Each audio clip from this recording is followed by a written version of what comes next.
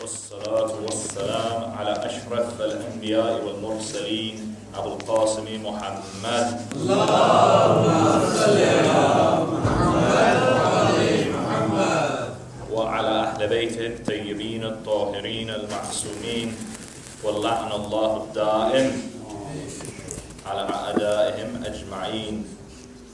Brothers and sisters, Assalamu alaikum wa rahmatullahi wa barakatuh. السلام عليك يا أبا عبد الله وعلى الأرواح التي حلت بفنائك. عليك مني سلام الله أبدا ما بقيت وبقي الليل والنهار.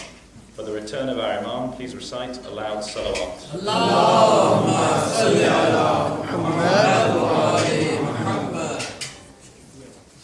You will recall that on previous nights we were discussing the answer to three questions. Where did I come from?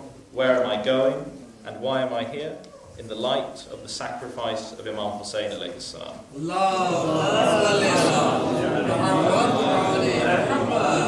Allow the salawat for Imam Hussain if you please. اللهم صل على محمد وعلى. And we said that the answer to these three questions is encapsulated in our usul al-din.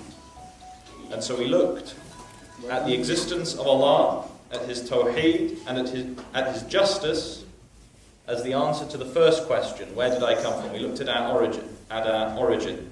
And we looked at ibadah specifically. And we said that the purpose of tawheed, the pinnacle of tawheed, is ibadah.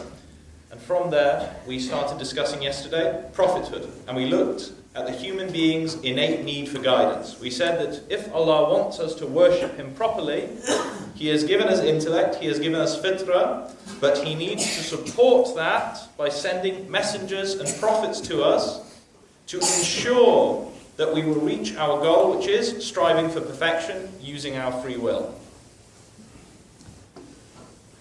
Today, I would like to continue our discussion of prophethood by looking specifically at the prophethood of our prophet, Muhammad al-Mustafa sallallahu alayhi wa sallam. Because it is the message of our prophet, the message of Islam, which is the most complete and perfect expression of tawheed. Remember we said, the hadith of the prophet, no one before me has said the like of La ilaha illallah. And so the message of Islam, the message brought by the Prophet, is the most complete and the most perfect expression of Tawheed, and it is also the most perfect and most complete method of worshipping Allah correctly. And that is why Allah says that whoever desires a religion other than Islam, it will not be accepted from him. Islam is the only way to worship our Creator, the only correct way to worship our Creator.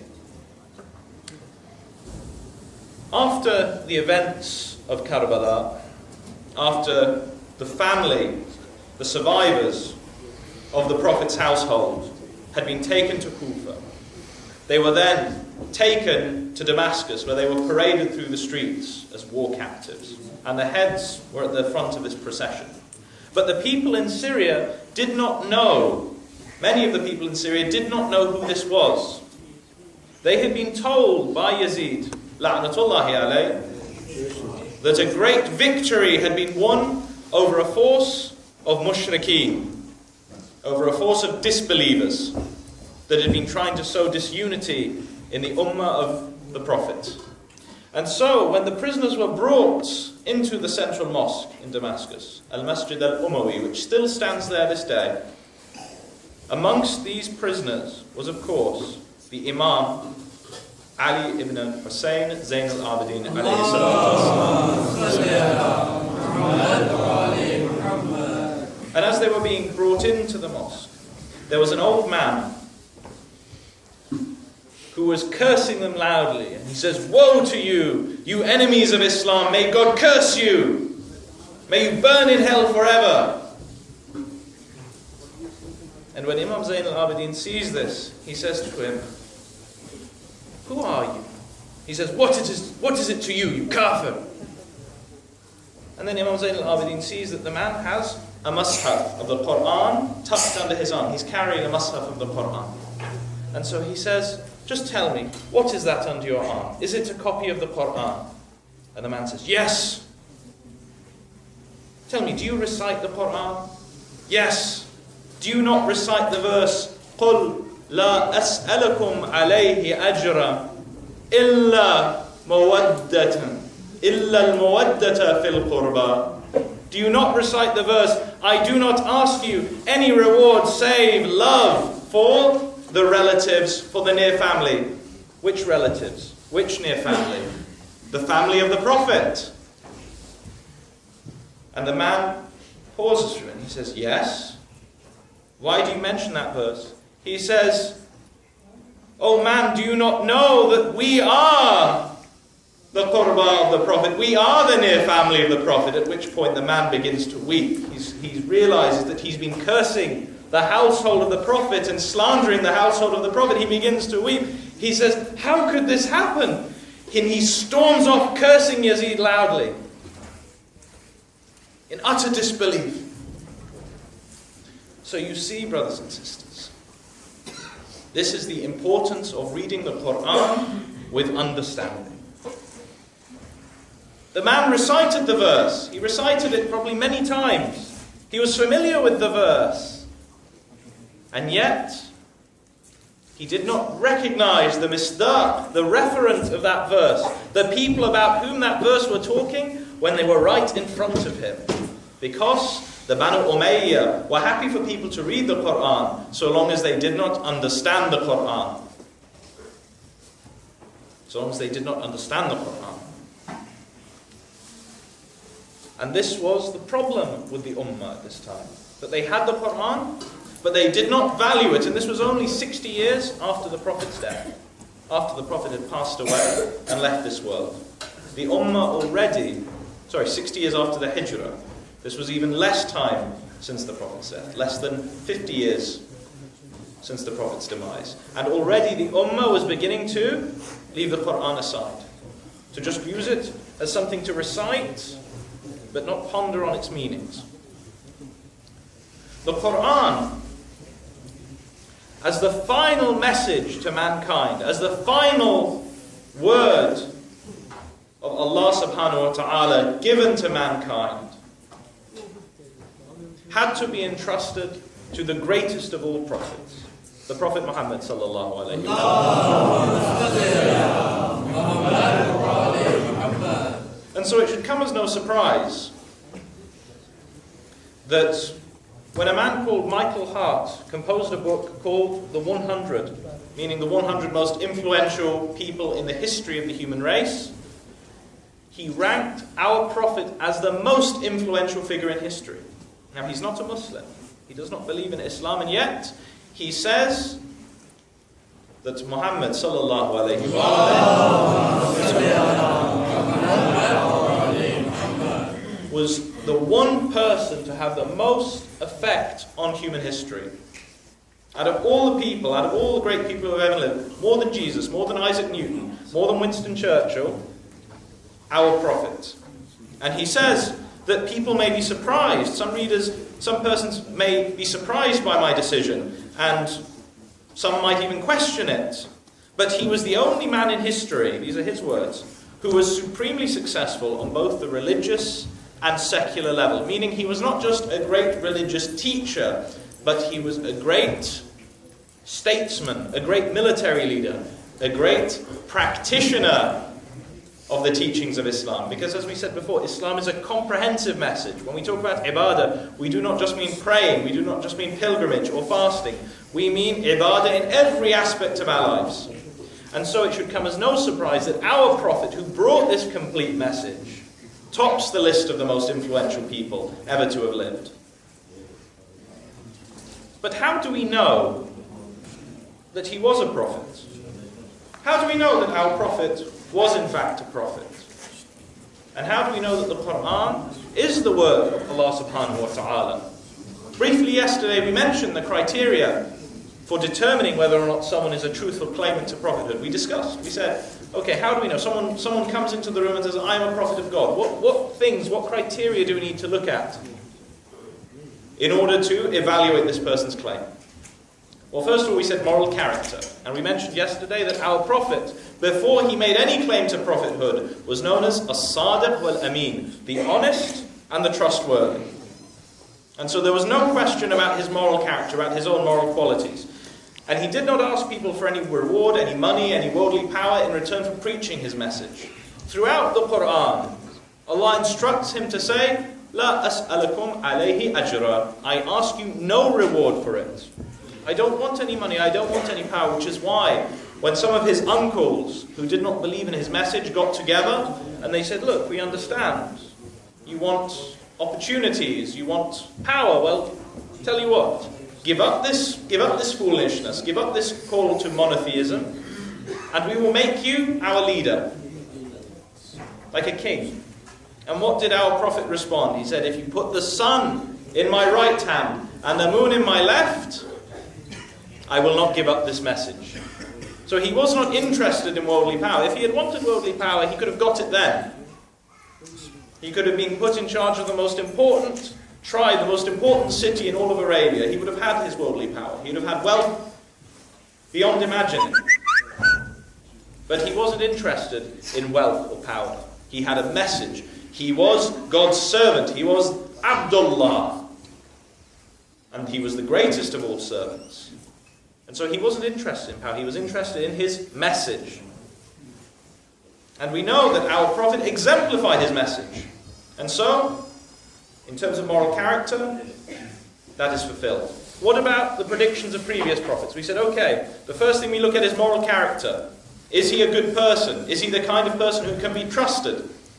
The second thing is, if he is a prophet, particularly a great prophet, then those prophets that came before him should have foretold his coming. And if we look in the Bible, very briefly, we shall see that Moses and Jesus, alayhim as-salam, both foretold the coming of our prophets. So Moses in Deuteronomy relates from God, "I will raise them up a prophet from amongst their brethren, like unto thee," like unto you, Moses, "and will put my words in his mouth, and he shall speak unto them all that I shall command him." This is in the book of Deuteronomy, in the Old Testament. And what we notice is, first of all, "I will raise up a prophet amongst their," meaning the brethren of the Israelites. And their brethren, of course, are the Arabs, because the Israelites claim descent from Ishaq, and the Arabs from Ismail. So, "I shall raise a prophet amongst their brethren." Second of all, "like you." So, Allah, in this verse of the Old Testament, is saying that this prophet I'm going to raise up amongst them will be like you, Moses. Now, Christians say, no, this refers to Jesus. But if we compare Jesus to Moses, and our prophet to Moses, which one resembles Moses more? Our prophet. Jesus was not a statesman. Jesus did not marry. Jesus did not have any children. Moses did marry. Moses was a statesman. He led military expeditions. Our prophet married, had children, led military expeditions, and was a statesman. And both of them brought a complete code of law. And so, the Christians, when they say that this refers to Jesus, well, there is no similarity between Moses and Jesus. These are very different messengers. But between our prophet and Moses, there is a strong similarity. Later in Deuteronomy, it's very interesting. We have a verse which says that the light of the Lord will shine forth from a place called Paran.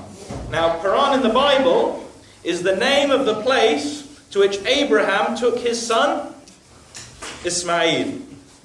If we look in Genesis, the book of Genesis, it says, "And he," meaning Ismail, "dwelt in the wilderness of Paran." So, which biblical prophet ever came out of Paran? Jesus did not come out of Paran. He was in Bethlehem, in Jerusalem, in Nazareth. He was in that region. He was in the region of Palestine. Paran being the land of Ismail. Which prophet came out of the land of Ismail? Our prophet. And so the Old Testament, we see Moses foretelling the coming of our prophet. What about Jesus? Okay, well, if we look in the book of John, there is a verse in which Jesus says that the Comforter will come after me.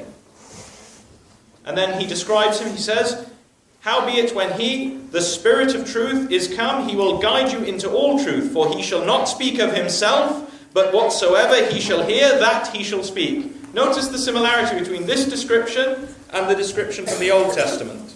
So we have this description from the New Testament saying that he will not speak of himself. He will only speak what Allah tells him to speak. And in the Old Testament we find the same description. And what does the Quran say? مَا يَنْتَقُ عَنِ الْهَوَىٰ.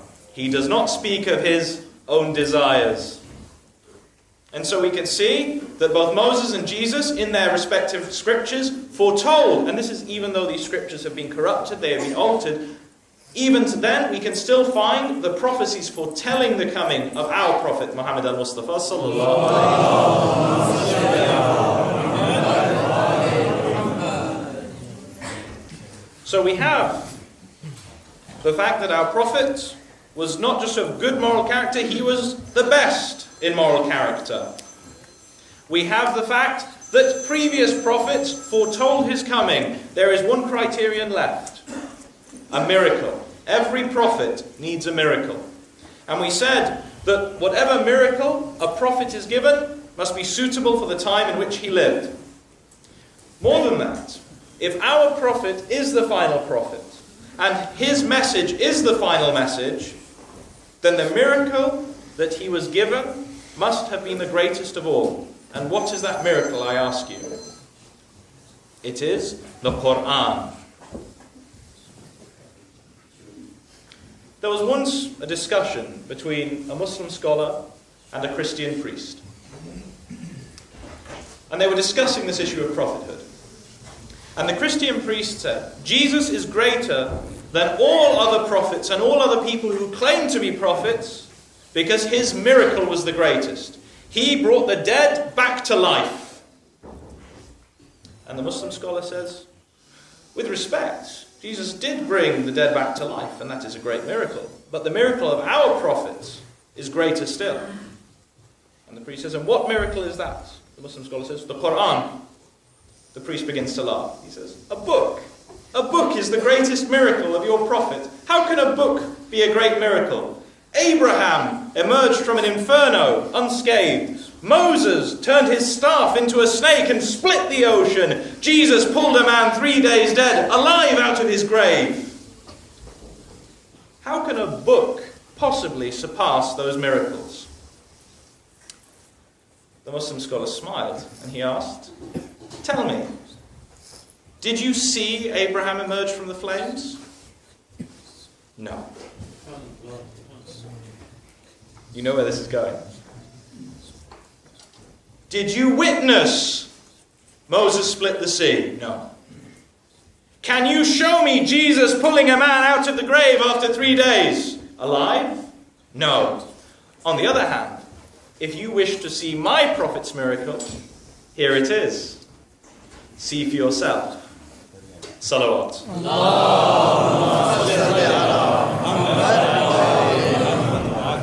You see, brothers and sisters, the miracles of Abraham, of Moses, and of Jesus, and all the other prophets were miracles that depended on our senses. You could see them. You had to see them to believe them. Which means they were confined to a particular time and a particular place. And if you weren't there, you could not benefit from that miracle. You could not witness that miracle and obtain what from it? Yaqeen.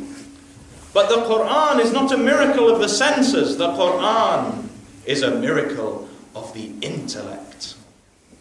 And because it is a miracle of the intellect, it is valid in all times and all places until Yawm al-Qiyamah. Because any human being with a sound mind can approach it and read it and understand it and obtain certainty that this indeed is the word of Allah subhanahu wa ta'ala.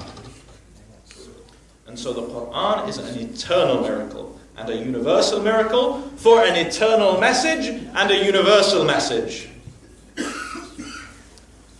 What is the miracle of the Quran? What is the miracle of a book? Well, we said that every miracle had to be appropriate for the time in which it was sent. And so at the time of Moses, The most learned people were the magicians. We said this yesterday. And so Moses brought something similar to magic, but superior to it. Why? Why does it have to be? Something which is widespread at that time, so people will know it's a miracle. If you go somewhere and you bring something they've never seen before, so they have no idea what this is, they'll say, well, yes, you just have some magic or some technology we've never heard of. It's like if I go to a remote Pacific island where they've never seen a light bulb before and I start shining an LED torch around. It's magic. Anyone can say, well, you know, if I went to where you came from, I could probably learn how to do that. But when you bring something that these people are known for, they know it's the real thing. Remember, when Moses came to Pharaoh, it was the magicians who were the first to believe because they knew, we can't do this. Whatever he's doing, we can't do it. He must be getting this from a higher power, a higher source. In the same way, when Jesus came, the people Jesus came to, medicine, healing was widespread. The Greeks and the Romans were very good doctors. They knew how to cure many illnesses. But could any of them bring a dead man back to life? No. But what about the Quran? Well, when the Quran was revealed, what were the Arabs known for? Were they known for magic? No. Were they known for medicine? No. In fact, they weren't known for much at all. The only thing, the pinnacle of Arab cultural achievements at that time was language. Language. The ability to compose beautiful and eloquent poetry. But this is interesting. You see Allah's wisdom. Allah wants to send a final miracle to mankind. And so it has to be something which involves the intellect. Now, yes, medicine is very impressive. Magic is very impressive. But if you want something intellectual, you need something universal. Language. And so the Arabs, even though they had nothing else, they had the one thing that Allah subhanahu wa ta'ala needed. Language. To convey this powerful message. And if you look at the Quran, if you look at the language of the Quran, you can see the beauty of Arabic. I mean, Allah does things with the Arabic language that the Arabs themselves never thought possible. And if we look at the poetry of the Arabs, if we look at the poetry of the Arabs at the time, the Jahili poetry, which we still have it, you can study it. You will notice that although it's very eloquent, its subject matter is very limited. Most poems of the Jahili period are either wasf, which means describing things, and so they would describe a camel. There is even a piece of poetry describing a fly. There would also be praising people, madh, praising how good someone is, or the opposite, slandering them. And so Arab poets were known for having contests where they would slander one another, and in some cases in quite, shall we say, impolite ways. They also had stories of famous battles and heroes and love. But what you notice about all of these subjects is they are very superficial. They are very superficial. They have nothing philosophical, nothing deep or meaningful about life. Nothing reflecting on what life is about. And so they had the language, they had the form, but not the content. But then when the Quran came, the Quran not only had a beautiful form, its content was profound. Remember, we looked at how profound one statement, La ilaha illallah, is. If you look through the Quran, if you study the Quran deeply, you cannot turn a page without there being at least one verse that knocks you off your feet and makes you just sit down and go, wow. And that's not just once or twice. I mean, every time you open the Quran, if you read it with understanding, you will be amazed. So the Quran is not poetry. If you look at Arabic poetry, there is a formal structure for what Arabic poetry should be. The Quran does not conform to the structure of Arabic poetry, so it is not poetry. The Quran itself and the Prophet and the Imams are all adamant that the Quran is not poetry, but it is poetic. In the sense it makes use of imagery, of metaphor, of literary devices. And so the Quran is a great work of literature that is sent to these Arabs. And with this great work of literature comes a challenge. وَإِن كُنْتُمْ فِي رَيْبٍ مِّمَّا نَزَّلْنَا عَلَى عَبْدِنَا فَأْتُوا بِسُورَةٍ مِّن مِثْلِهِ وَادْعُوا شُهَدَاءَكُم مِّن دُونِ اللَّهِ إِن كُنْتُمْ صَادِقِينَ. And if you are in doubt concerning what we have sent down to our servant, then bring a surah, one surah, like unto it, and call on those who help you besides Allah, in kuntum sadiqeen, if you are truthful. So what does the Quran say to the Arabs? The Quran says to the Arabs, you are masters of language. If you think that this man is making up these verses from his own self, if these are his words, then you should be able to do better. And this is something self-evident when we look around us. If you think about athletics, if you think about the 100-meter sprint, you get someone who can run the 100-meter sprint in 10 seconds, then you get someone who can run it in 9.95 seconds and 9.9 seconds. There's always someone who can push it just a fraction of a second further. But what about when you get someone who runs the 100-meter sprint in 1 second? It's impossible. There must be some other explanation. You cannot equal that. And so that is what the Quran is saying to the Arabs. The Quran is saying, even if the Prophet is a genius who has composed this, you should be able to do better. You should be able to at least produce something like it. So let's look at the dimensions now of the miraculous nature of the Quran. There are three main dimensions I would like to look at. The first dimension is the Prophet sallallahu alaihi wasallam.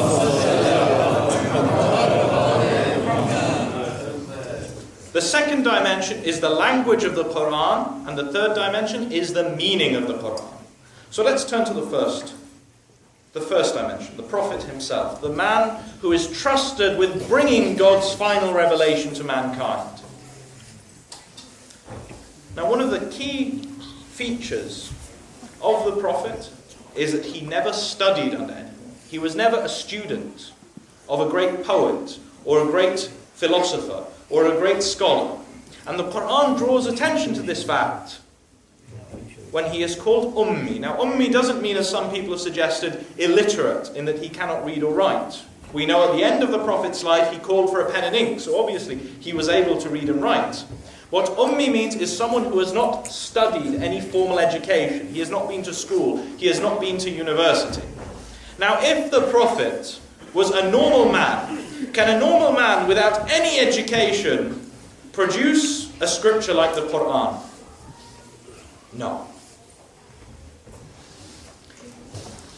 Moreover, if we look at the Prophet, we have records of his speech. We have the hadith. So we know how the Prophet spoke. Even when he spoke sometimes in sajah, when he was rhyming, when he gave rhyming statements. We know what the Prophet's own speech sounded like, and we can compare that to the Quran. So again, we see that the Quran and the Prophet's own speech are very different. There's no similarities there. And if the Prophet had been the author of the Quran, then we would expect to see that in the hadith and in the Quran, similar structures of sentences. It would be more difficult to distinguish between the Quran and the hadith. One example is that in many of the ahadith, when the Prophet wants to speak about a ship, he uses the word safina. However, when the Quran wants to talk about a boat, what word does it use? Fulk. So, if there was one author, if the author of the hadith, which is the Prophet, and the author of the Quran were the same, would you not expect to see similarities in the usage of vocabulary and in the structure of sentences? So again, the distinction between the hadith and the Quran in terms of style, vocabulary, this shows us again that the Quran is not the work of the Prophet. And if we look at the contents of the Quran, the ulum, the knowledges contained in the Quran, not just philosophy and theology and law, but science and psychology and history. I ask you, if you or I were to set about writing a book like that, would we not have to work night and day? Would we not have to sit and write and refer to other books and carry out research and produce numerous drafts before we got to something as eloquent as the Quran? We would have to. And yet, the Prophet was apparently able to produce this at will if the mushrikeen are to be believed. And so we can see again that the Prophet could not have been the author of the Quran. And that is why the verse I just quoted to you, when Allah says, if you are in doubt about what we have sent down to our servant, then bring a surah like unto it. There is another way of understanding that verse. Min mithlihi. Fa'tu bi suratin min mithlihi. That can mean bring a surah like the surahs you find in the Quran. Min mithlihi. So mithlihi refers to like the Quran. But min mithlihi can also mean from someone like the Prophet. Allah is saying, you know this man. He grew up in your houses. He worked for you. He speaks with you. He's eaten meals with you. You know what kind of man he is. You know he has never studied anything. So if you think these are his words, find someone like him and ask them to produce something like this. Again, they couldn't find anyone who had never studied, who had never done any research, who had never even composed a verse of poetry to produce something as profound and as beautiful as the Quran. So this is the first point. When we look at the Prophet himself, the Prophet cannot have been the author of the Quran. If he was an ordinary human being and not a messenger of God, he should not have been able to produce a book like this. So now we turn to its Arabic language and form. Now I already mentioned, the style of the Quran is very unusual. The style of the Quran is something that the Arabs had never encountered before. It isn't poetry, it isn't prose. There is sometimes a rhyming pattern, but the rhythm changes. In fact, when people first come to the Quran and try to read it, I remember the first time I tried to read the Quran, I expected it to be like the Bible, something very straightforward. There are chapters and it follows a chronological order, and so I should just be able to open this up and start reading at the beginning. And it was very difficult.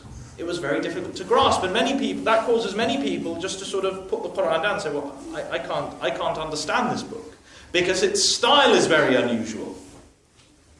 Its style is original. And so when we talk about ijaz, we're not just saying this is something beautiful, this is something completely new. In fact, there are places, and you look at the huruf muqatta'a, the letters at the beginning of some of the surahs, like at the beginning of Surah Al-Baqarah, Alif Lam Mim. This is very unusual. This isn't something that was common amongst the Arabs. In fact, it's as though the meaning of the Quran, the contents of the Quran, are so powerful that they are almost breaking human language itself. They are almost breaking through the language. The content is such that it almost breaks the vehicle that's responsible for conveying it. And so the Arabs, they tried to explain this.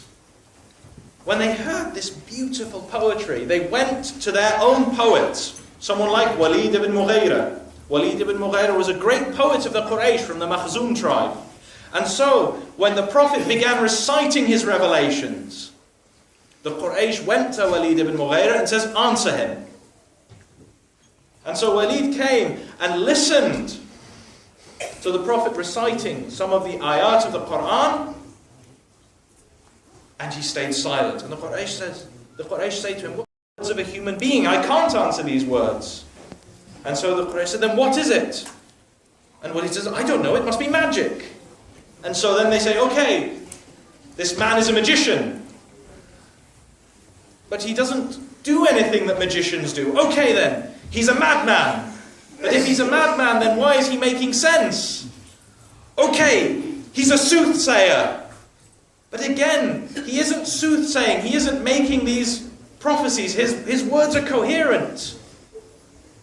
He's obviously getting it from the Jews and the Christians then. Then why is it in Arabic?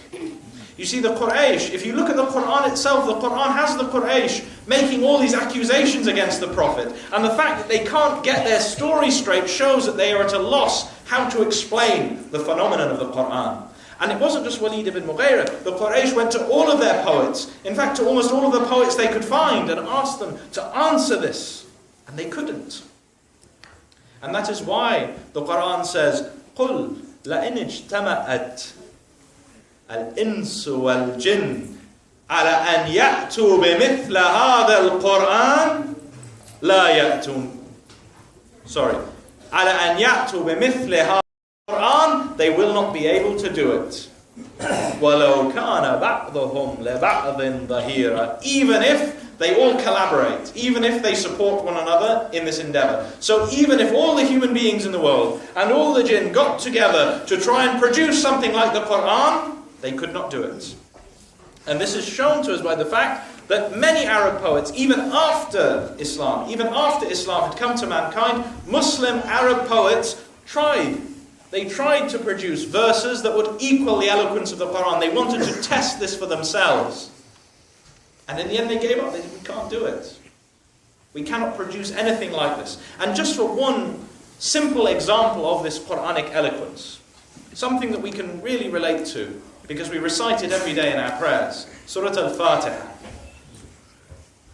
There is a beautiful thing that Allah does in Surah Al-Fatiha. You begin, Bismillah ar-Rahman ar-Rahim, Alhamdulillahi Rabbil Alameen, Ar-Rahman ar-Rahim, Maliki Yawmiddin. You begin by saying, in the name of God, the Compassionate, the Merciful, all praise is due to Allah, the Compassionate and the Merciful, Master of the Day of Judgment.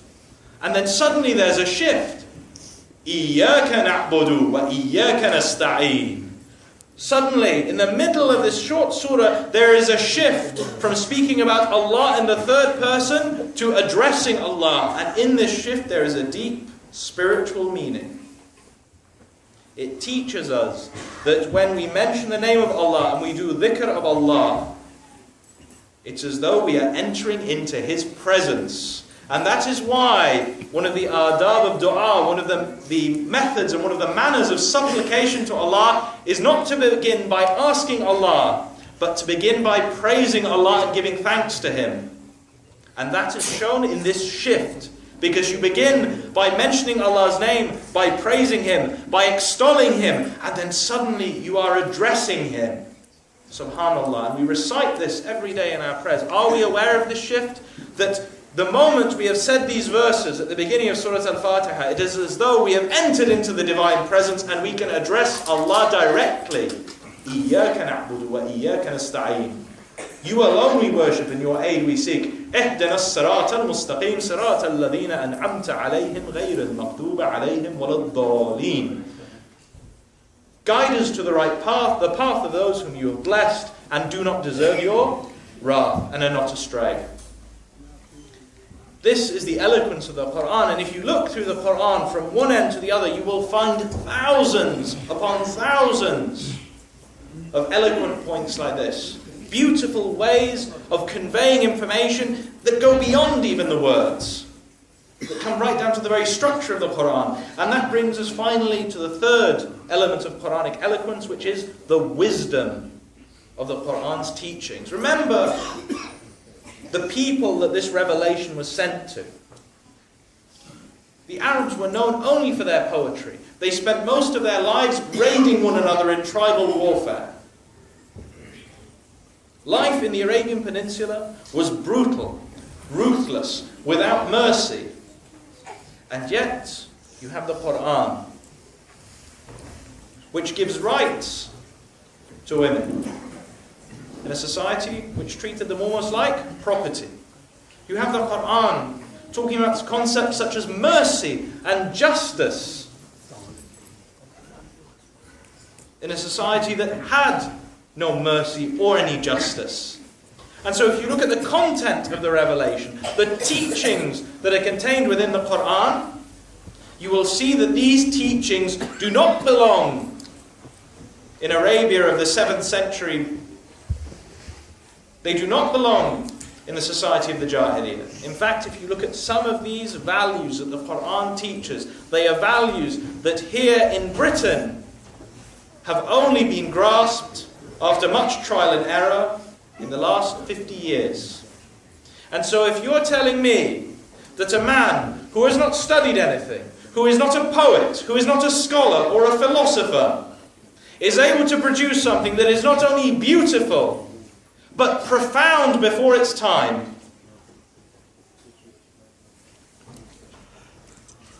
I ask you, how can that be possible? And so we are left with no explanation other than the fact that the Quran, because of its miraculous eloquence, is from Allah subhanahu wa ta'ala. And it is this miraculous eloquence that preserves the Quran. Allah ta'ala says in the Quran, Inna nahnu nazzalna dhikra wa inna lahu lahafidhun. We, notice he says, Inna nahnu. He doesn't just say we. He emphasizes we are the ones who sent down the reminder, the Quran, and we will protect it.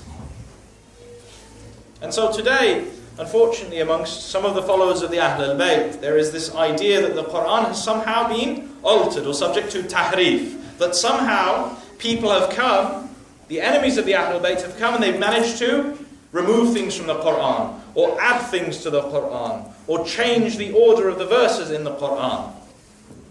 But if you believe the Quran is the inimitable word of Allah subhanahu wa ta'ala, you cannot hold such a belief. Because on what basis? And they base this belief, by the way, on some riwayats, some narrations which have either been misunderstood or which are known to be fabrications. But I ask you, how can you believe in these riwayats if you do not believe in the Quran? Your basis for believing in the Ahlul Bayt, from whom these riwayats are supposed to come, is based on nothing else than the Quran. And so theologically speaking, you cannot hold belief in Islam and belief in tahrif at the same time. And we know this because the miracle of the Quran is the fact that no one can produce anything like it. And so if you believe in tahrif, you believe someone has produced something like it. Salawat Muhammad Ali Muhammad.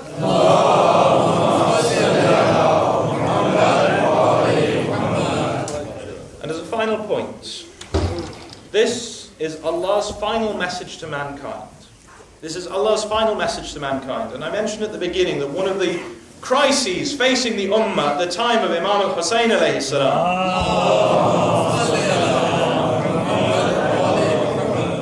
was the fact that the people were reciting the Quran, but they were not understanding the Quran.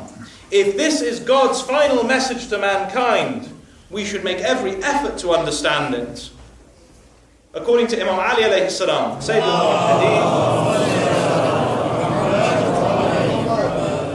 one of the signs of the end times is that people will recite the Quran because of its beautiful sound and not because of its meaning. And if we look to ourselves, we see that often we only turn to the Quran when we want to read it quickly in the month of Ramadan, when someone dies and we want to do khatam of the Quran, or when we need an istikhara. At other times, the Quran often sits on the shelf collecting dust. We owe it to ourselves, let alone Allah subhanahu wa ta'ala and the Prophet and the Imams. We owe it to ourselves, if this is Allah's final message to us, to give it the importance it deserves. We should all try to every day at least read a few verses from the Quran, even if it's only the translation of the Quran, and we should all try to obtain at least a basic understanding of the Arabic language so we can appreciate the miracle of the Quran. Because if we do not understand the Quran, then we run the risk of being like those who killed Imam Hussain, for whom Islam was nothing more than a word that came out of their mouths, but didn't penetrate the core of their being. And if we want Islam to penetrate the core of our being, if we want to embody Islam, then we must begin with the Quran. One of the most important injunctions that Islam brought to the Jahiliyyah, to the society of the Jahiliyyah, one of the most important teachings of the Prophet was to do with warfare. And that was, in warfare, innocents should not be harmed. Innocents, non-combatants, anyone who isn't there to fight should be left alone. And that all people, even your enemies, are entitled to water.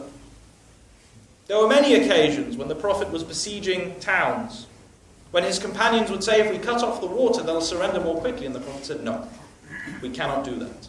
At the Battle of Siffin, when Imam Ali alayhi salam was fighting Muawiyah,